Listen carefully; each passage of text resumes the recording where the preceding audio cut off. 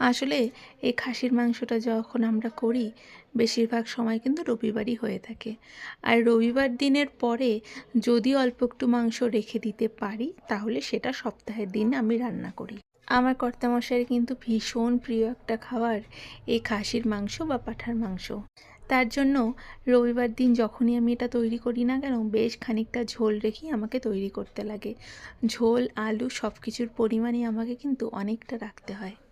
কারণ সেদিনকে যেহেতু আর কিছু রান্না করি না, আর কর্তামশাইও যেহেতু দুবেলাই থাকে, তাই একটু বেশি পরিমাণেই আমাকে রান্নাটা করতে হয়। বিয়ের পরপর আমি যখনই এই খাসির মাংস হতো, সাইডে ডাল বা ভাজা করতাম। কিচ্ছু খেত না, বিশ্বাস করো।